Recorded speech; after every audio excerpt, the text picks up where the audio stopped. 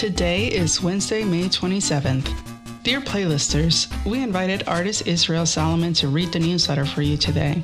We're doing this to highlight the new Mirror Indie merch store featuring limited edition tote bags, journals, and puzzles with his artwork.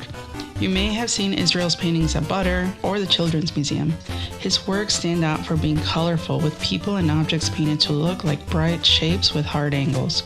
Besides reading the news, Israel will also tell us a little more about his painting style, what he keeps in his tote bag, and all the cool places in Indianapolis he likes to visit. What's new in arts and culture? Let's hear from artist Israel Solomon. In the right hands, flowers can be more than bunches and do more than sit in a vase. They can cascade and be real showstoppers. We talked to 5 flower designers in Indianapolis and asked them about their favorite flowers and what they hope to bloom with their businesses.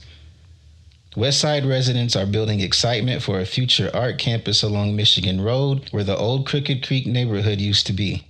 They want this cultural campus to be built from scratch and for it to have a theater and an art gallery. The Martindale Brightwood Library is celebrating 125 years with a party between 2 and 4:30 p.m. Saturday, May 30th. There will be live music and refreshments. In case you missed something, see all arts and culture coverage at mirrorindy.org/arts. Hi, my name is Israel Solomon. I'm a visual artist based in Indianapolis, Indiana. Thank you so much for joining us today. So, when did you discover you were an artist? I would say I discovered I was an artist at a young age. When I was younger, I used to like drawing a lot, drawing cartoon characters, tennis shoes, Star Wars, and things like that. And that started off very young, 6, 7 years old. And I remember as I got older, I would watch shows on PBS that would teach you how to draw. So I always had an interest in drawing from a very young age. How would you describe your style? The way I would describe my style is maybe a mixture between futurism and cubism.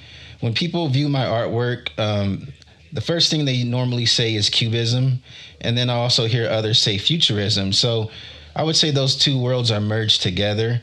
I use a lot of vibrant colors and geometric shapes to portray stories and concepts and ideas through my work.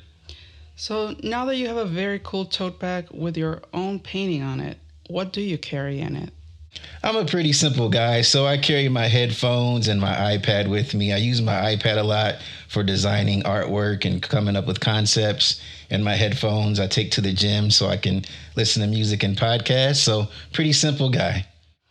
What are your favorite places in Indy to see art? Wow. I would say that one of my favorite places to see art in Indianapolis is at the Harrison Center. That's where my studio's at, and there's a lot of artists there, and it's a very inspiring place to be. I see a lot of artists doing a lot of cool things, and it makes me want to create even more. What are your favorite places in the city to just sit and think about life? I really like going out to 100 Acres. That's like right behind Newfields. And I like to walk and just kind of take a breather, go alone, and take in nature. It was so great to have you here, and we're so excited to have your artwork on Mirror Indie's merch line. If people want to see your artwork, what's a good place to go see it? Well, thanks for having me. Actually, I have a show coming up in August at the Harrison Center in the main gallery. The show is titled Oasis, and I'll have a lot of new pieces there for people to see. So I really would love for people to come out and see me at that show. Awesome. Well, thank you so much for talking to us and sharing the things you like to do. Oh, for sure. Music news. This summer, the music scene in Indianapolis is popping. There will be music at the park, the museum, and lots of other places. We'd say too many to list, but that's exactly what music writer Seth Johnson did for you. He listed all the places and who is playing when. Because of Seth's service, now you know where to be to have a great time for free. The question now is, who will you bring to the concerts? What else is up, Israel? Amanda Gibson of Amanda in Indy and Michael Zarek of Third Space Indy launched a long-form series of videos where they visit restaurants. Art Gallery Patina is adding a Pay What You Can yoga class with instructor and artist Ellery Diaz on the last Sundays of the month. Do 317 made a guide with all the farmers markets around central Indiana. Let go of the clothes that no longer bring you happiness at a clothing swap. They're saying 5 items max, from 10 a.m. to 4 p.m. Saturday, May 30th at Garfield Park. We have a list of free movies to watch outside in Lawrence this summer. In case you missed it, see race fans in goofy outfits and how they kicked off Indy 500 weekend. Did you know you can listen to playlists on your favorite podcast platforms? Subscribe and get a notification each time we upload a new episode with indie arts and culture news. Thanks for listening. You can reach me at jennifer.delgadillo@mirrorindy.org. I'd love to hear from you. You can become a champion for local news by supporting community-centered journalism today. Visit mirrorindy.org/donate. This newsletter was written by me, Jennifer Delgadillo, edited by Amanda Kingsbury, and produced by Gwen Ragno.